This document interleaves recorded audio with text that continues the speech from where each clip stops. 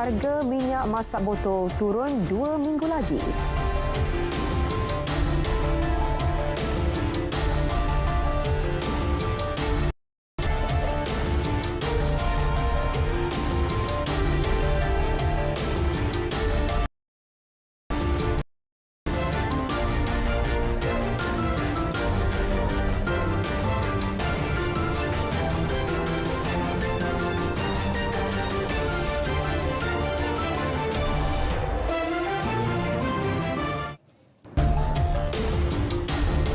Assalamualaikum, salam keluarga Malaysia. Seorang senator bakal dilantik daripada golongan belia. Perdana Menteri Datuk Seri Ismail Sabri Yaakob berkata pelantikan dibuat bagi memastikan suara dan pandangan mereka lebih didengari.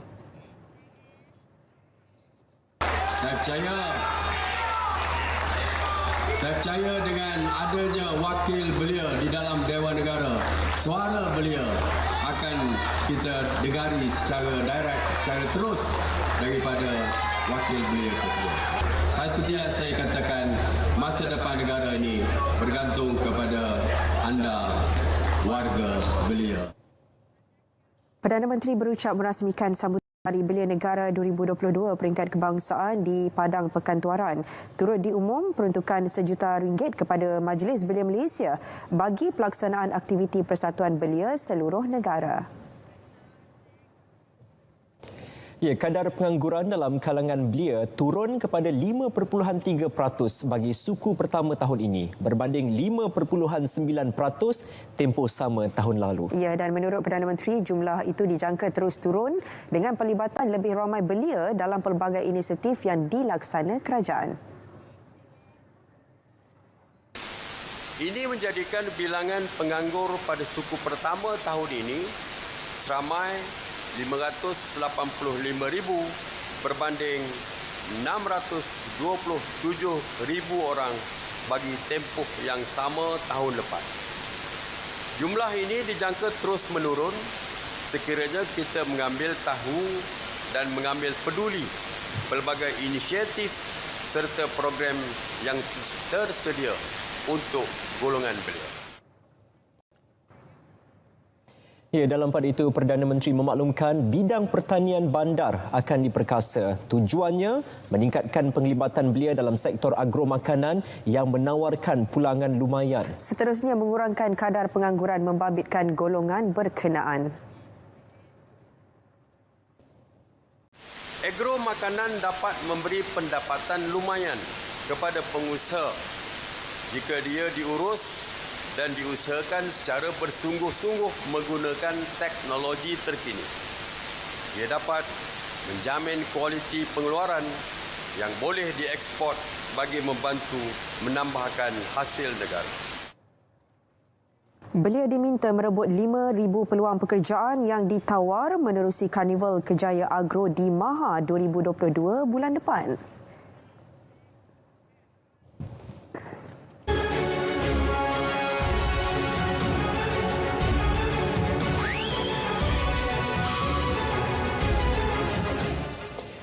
Harga minyak masak tidak bersubsidi dijangka turun dalam tempoh 2 minggu lagi. Penurunan harga yang dilaksana secara berperingkat dianggar melibatkan pengurangan sekitar 5 hingga 10%.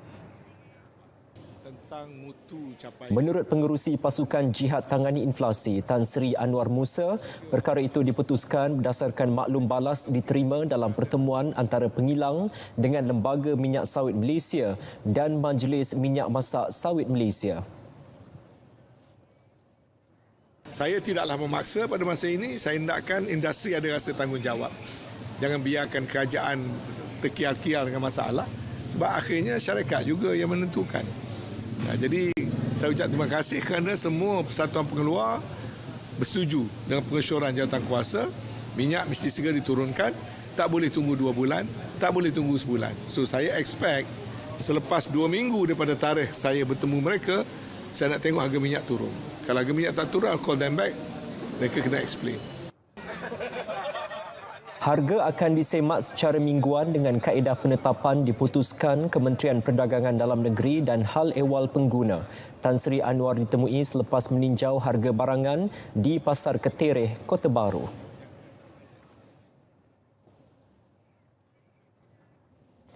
Ya, persetujuan pihak industri untuk menurunkan harga minyak masak kemasan botol mengundang kelegaan buat peniaga. Mereka akui perkara itu dapat menstabilkan kos perniagaan. Selain golongan terbabit, perkembangan itu membolehkan lebih ramai akan menerima manfaat. Kita ikuti laporan yang disediakan Mohan Chinasami.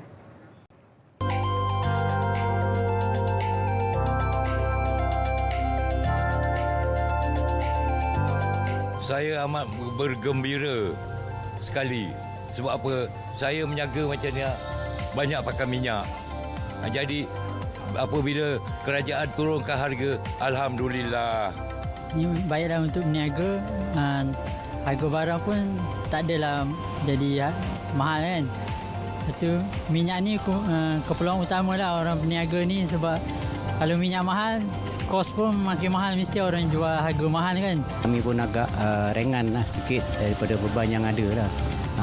Dan kami boleh gunakan dengan kos yang rendah daripada asal. Dan kalau nak turun tu kira alhamdulillah lah. Bermakna tidak membebankan kita sebagai peniaga kecil lah. Contohnya macam kita orang ni. Kadang-kadang susah nak dapatkan bekalan minyak tu, bukan main susah lagi. Pergi kedai runcit cari dapat satu paket. Okey, kalau minyak masak ni kata dah turun, bermakna kita nak beli pun tak ada limit.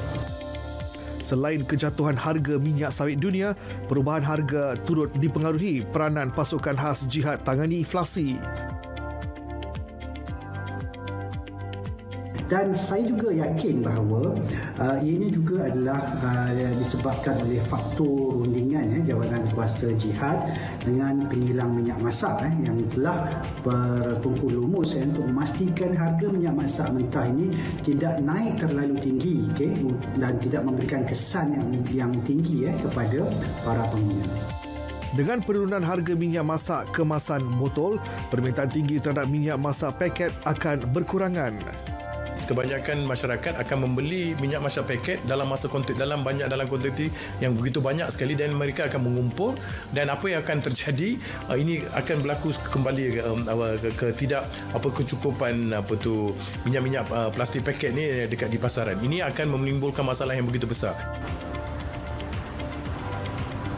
Dengan pengumuman oleh pihak kerajaan bahawa harga minyak tidak bersubsidi akan diturunkan secara berkala seperti harga minyak botol, ia jelas membawa kelegaan kepada peniaga yang terlibat dalam aspek penjualan makanan. Ia juga memberikan satu nafas lega kerana selepas ini beban mereka akan berkurangan selain tidak perlu menaikkan harga makanan. Ini menjadikan mereka lebih gembira untuk berniaga. Mohan Chinasami, RTM. Ya, sementara itu, inisiatif I Miliki yang diumum Perdana Menteri semalam nyata menggembirakan keluarga Malaysia yang sudah lama mengimpikan untuk memiliki kediaman sendiri. Ya, dan laporan penuh kita bersama wartawan Dilailah Kadir. I Miliki menawarkan pengecualian duty stamp ke atas surat cara pindah milik dan perjanjian pinjaman bagi pembelian rumah pertama.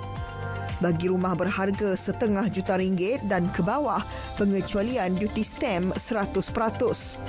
Manakala rumah berharga lebih RM500,000 hingga RM1,000,000, kadar pengecualian 50%.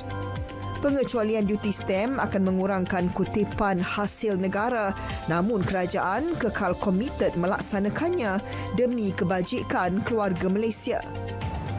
Inisiatif ini dilihat membantu keluarga Malaysia dalam berdepan dengan masalah global ekonomi. Meskipun berdepan cabaran, mereka bersyukur kerana dengan inisiatif ini, mereka tidak ketinggalan dalam menikmati keperluan memiliki kediaman sendiri. Antara penerima manfaat I Miliki pastinya golongan B40, terutama belia dan pasangan baharu berkahwin dengan komitmen kewangan bulanan yang tinggi. Selalunya kebanyakan cabaran-cabaran untuk memiliki rumah pertama ni agak susah lah, disebabkan ada duty stamp, ada banyak-banyak yang kos tersembunyi lah. Jadi ini sangat bagus lah pada saya. Kita zoom kepada golongan yang B40 ni kan, saya rasa memang privilege more untuk diorang lah. So good for them lah sebenarnya. Daripada itu kita ada family kita masih ada anak untuk ditanggung untuk belajar. So, mungkin terlalu tight sangat lah. Tapi kalau macam ni punya cadangan, ada diskaun, kita ada rebate free untuk duty free. Saya rasa mungkin ramai rakyat Malaysia mungkin rasa berminat untuk nak memiliki rumah sendirilah. Dililah Kadir, RTM.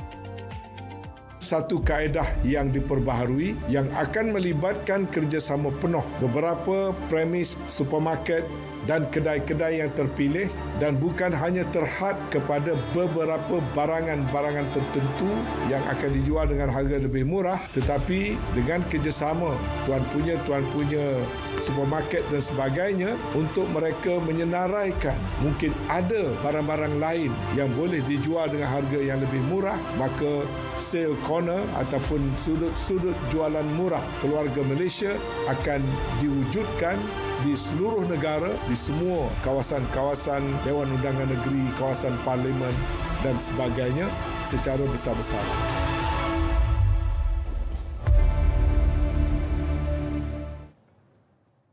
Perkembangan selanjutnya, sektor perkhidmatan kesihatan awam tidak akan terjejas. Sebaliknya, kekal jadi keutamaan meski kerajaan kini melaksana langkah penjimatan. Itu jaminan Menteri Kesihatan Khairi Jamaluddin. Penjimatan tidak akan dibuat untuk daripada perkhidmatan kesihatan. Perkara-perkara yang tidak melibatkan perkhidmatan kesihatan, macam bila kita buat majlis, buatlah di fasiliti sendiri, tak payah sewa hotel, tak payah ada catering yang terlalu mewah. Itu akan jadi yang pertama. Yang basic essential services, ubat-ubatan dan sebagainya, kita tidak akan potong. MySejahtera ditambah baik untuk menjadi platform kesihatan awam Kementerian Kesihatan. Dua ciri baru diperkenal iaitu rekod saringan kesihatan individu dan rekod imunisasi kanak-kanak bermula dengan bayi yang lahir selepas 1 Julai 2022. Penambahbaikan turut membabitkan pengemaskinian ciri-ciri keselamatan bagi melindungi data pengguna. Ia akan terus masuk ke dalam MySejahtera kita tak payah buat apa-apa. Kita just bagi kebenaran kepada klinik itu saja. Maka saya bagi kebenaran untuk maklumat ini dihantar ke MySejahtera saja. Tak ada orang tak dipaksa guna MySejahtera, tak dipaksa untuk maklumat itu dihantar, tapi kalau bagi kebenaran dan maklumat itu terus akan naik dalam MySejahtera. Ya, dalam pada itu beliau memaklumkan 1.5 juta keluarga Malaysia disasar membuat saringan kesihatan menerusi inisiatif saringan kesihatan kebangsaan tahun ini. Fokus diberi kepada individu berusia 40 tahun ke atas dan tidak pernah melakukan ujian saringan kesihatan.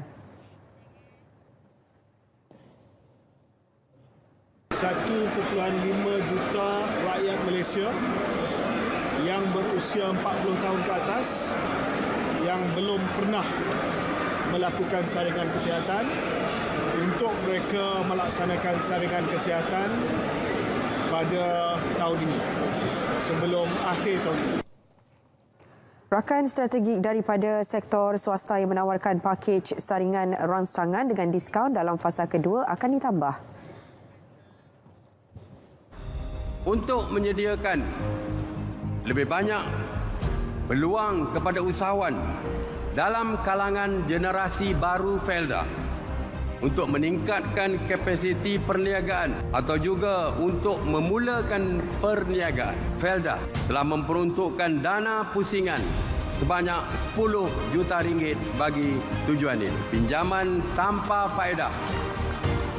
Pinjaman tanpa faedah ini diberikan dengan nilai minimum RM5,000 hingga maksimum RM20,000 mengikut pakej. Usahawan belia Felda dari seluruh negara yang berminat boleh mula membuat permohonan bermula pada bulan Ogos 2022.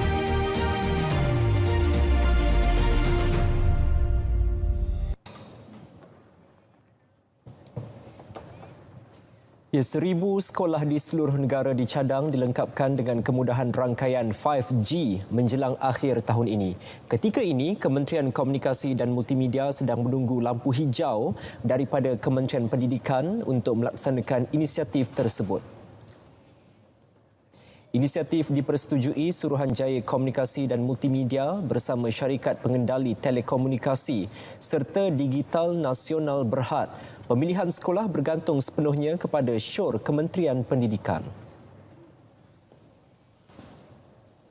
Kita dah putuskan beberapa buah sekolah bulan ini untuk membuat proof of concept. Satu konsep percubaan dengan mengambil 5-6 buah sekolah untuk menguji adakah 5G boleh roll out di sekolah. So DMB dah beri persetujuan, TM dah beri persetujuan, MCMC dah beri persetujuan. Tinggal lagi sekolah. Tan Sri Anwar ditemui selepas perasmian program Kembara Konektiviti Parlimen Ketereh dan kempen Kibar Jalur Gemilang di Padang Majlis Daerah Ketereh. Hari Terbuka Universiti Multimedia Malaysia MMU memberi peluang kepada lepasan SPM untuk melanjutkan pengajian ke peringkat lebih tinggi. Menerusi program 2 hari bermula hari ini, mereka boleh mengetahui lebih lanjut mengenai program yang diminati seperti teknologi maklumat, media dan komunikasi, kejuruteraan serta pengurusan. Presiden MMU Profesor Datuk Dr. Mazliha Muhammad Suud berkata program yang ditawar seiring dengan keperluan pasaran. Universiti juga bekerjasama erat dengan industri sebagai langkah mempersiap graduan sebelum menceburi dunia pekerjaan sebenar.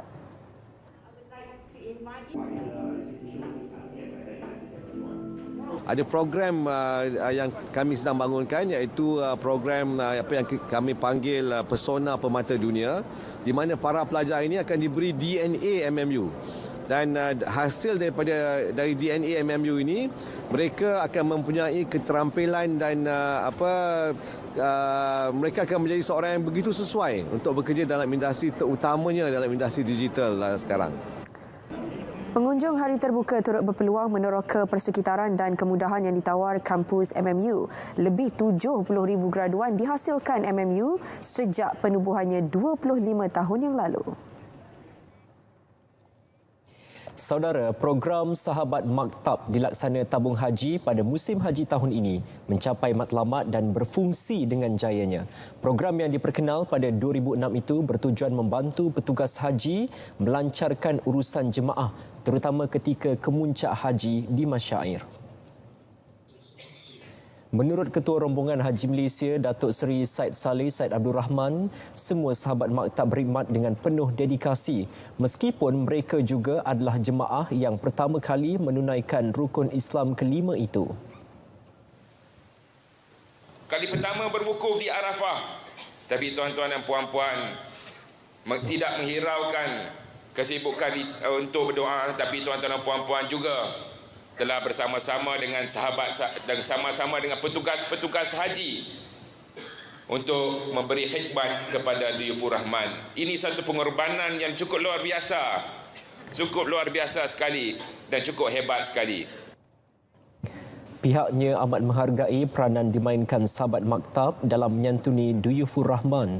135 sahabat maktab, 30 sahabat perubatan dan 20 sahabat medik berkhidmat pada musim haji kali ini.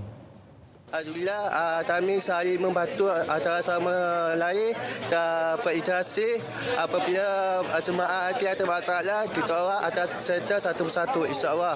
Daripada kurang upaya, daripada yang kuat dan sebagainya, dan yang tak berkemampuan, kita boleh membantu untuk meringankan tugasan mereka ataupun meringankan ibadah mereka, itu saja.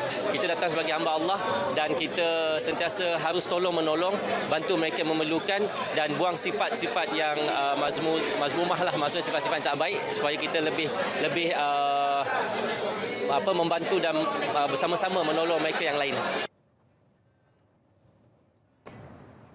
Jabatan Peguam Negara AGC mengesahkan Low Take Joe atau Joe Low cuba membuat tawaran penyelesaian kes yang dikaitkan dengannya. Tawaran terbabit bagaimanapun ditolak jabatan berkenaan. AGC menerusi kenyataan memaklumkan cubaan dibuat ahli perniagaan dalam buruan itu tahun ini.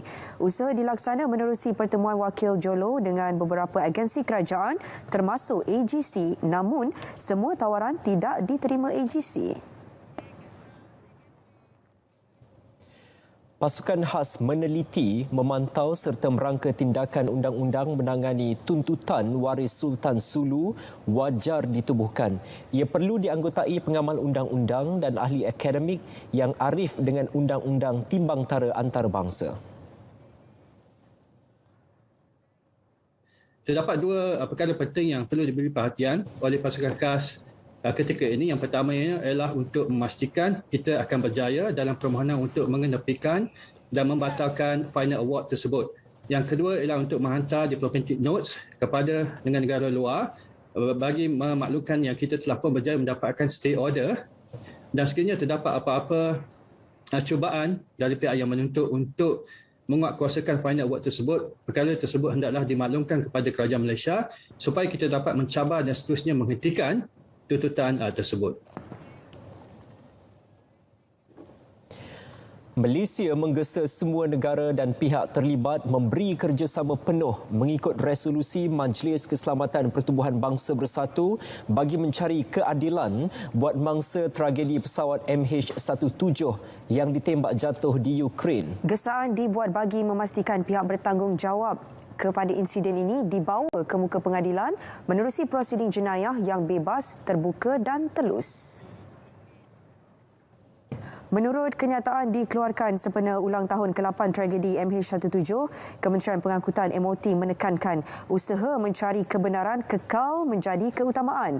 Malaysia komited mahu keadilan ditegakkan. Untuk itu, negara dan pihak terlibat digesa bekerjasama untuk mendapatkan kebertanggungjawab. 298 penumpang dan kru penerbangan dari Amsterdam ke Kuala Lumpur maut selepas pesawat ditembak jatuh pada 17 Julai 2014. Mempermudahkan proses pembayaran tuntutan subsidi supaya petani-petani ataupun peternak-peternak dapat menerima kemudahan ini tanpa banyak masalah. Antara yang telah diperbaiki, yang telah dilaksanakan ialah termasuklah membenarkan bayaran pendahuluan tuntutan khususnya bagi peternak-peternak kecil dan sederhana, mana mereka diberikan peluang untuk mendapatkan bayaran pendahuluan sebelum tuntutan penuh diperolehi.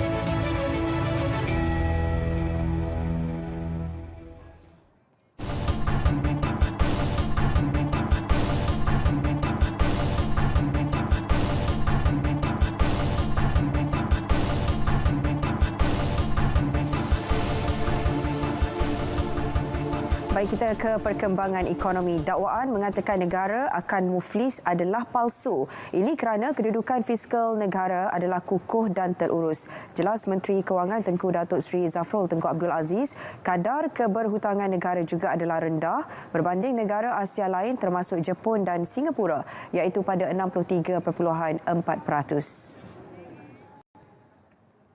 Kerajaan sentiasa disiplin menyempurnakan tanggungjawab pembayaran hutang negara dan tidak pernah gagal untuk membayar faedah dan hutang yang telah matang, sekaligus membuktikan kedudukan fiskal negara yang kukuh dan mampat.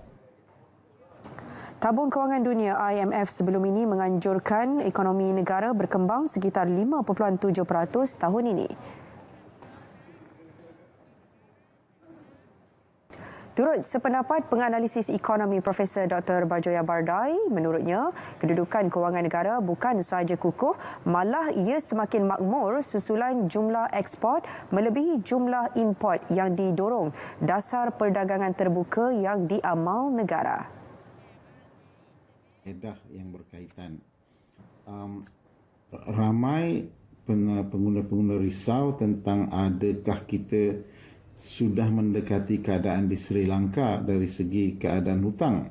Sebenarnya Sri Lanka mempunyai jumlah hutang negara yang lebih rendah daripada Malaysia. Tetapi apa yang berlaku di Sri Lanka ialah Sri Lanka kehilangan sumber pendapatan yang penting dari pelancongan menyebabkan jumlah importnya jauh melebihi ekspor, sehingga kan kerajaan mengalami defisit dalam perdagangan, defisit dalam belanjawan.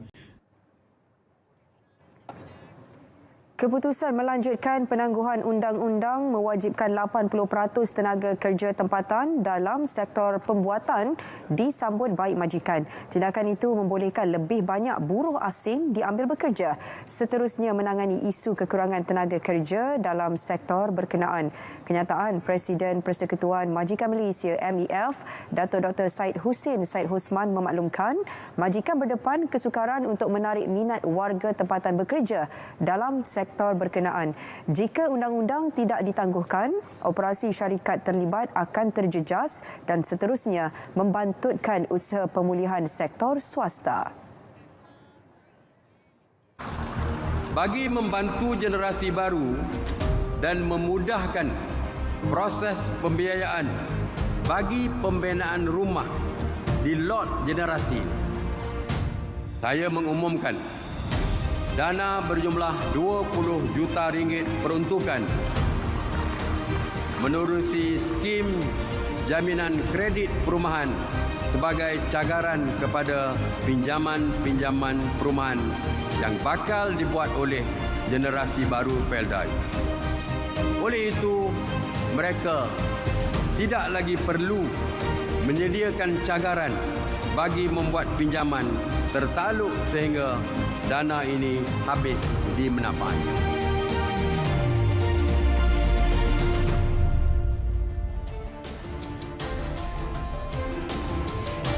Ya, saudara, seterusnya kita ke edisi sukan malam ini bersama Nazri Fahmi. Ya, silakan Nazri.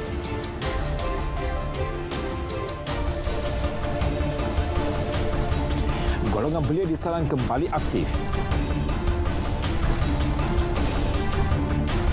Harimau muda mengaum di Indonesia.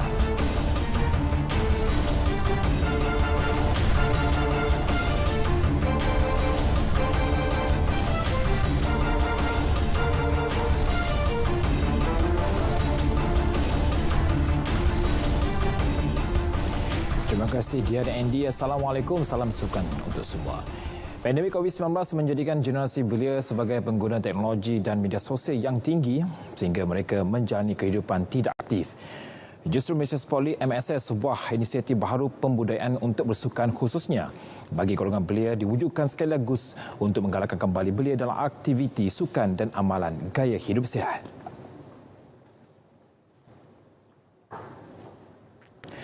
Perdana Menteri Datuk Seri Ismail Sabri Yaakob berkata program ini menyasarkan penyertaan secara besar-besaran daripada orang ramai. Malaysia Sport League ataupun MSL, sebuah inisiatif baru pembudayaan untuk bersukan khususnya bagi golongan belia, menyasarkan penyertaan 133,000 orang dan 2,232 program yang memberi manfaat pada 5 juta penyertaan di seluruh negara. Menurutnya lagi, kerajaan percaya model baharu pembangunan belia 2030 yang sedang dapat direalisasikan sebagai agenda mutakhir bagi memperkasa elemen belia sebagai sumber dan aset negara. Dalam pada itu, beliau menyarankan kepada belia seluruh negara supaya merebut apa jua peluang yang disediakan sepanjang sambutan Hari Belia Negara 2022.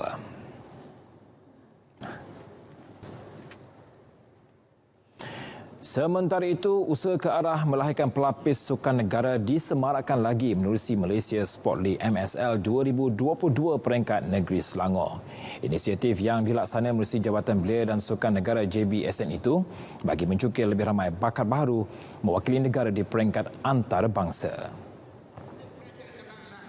Jelas Ahli Parlimen Tanjung Karang Tan Sri Noh Omar pihaknya akan terus bekerjasama dengan JBSN bagi menjukir bakat baharu menerusi MSL 2022. Kita akan cuba bantulah, saya akan kerjasama dengan Jabatan Belia Negeri Selangor.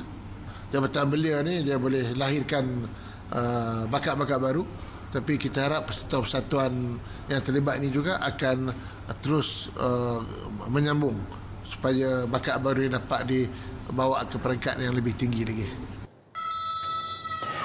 Beliau yang juga Menteri Pembangunan Usahawan dan Koperasi Kuscorp berkata demikian selepas merasmikan MSL 2022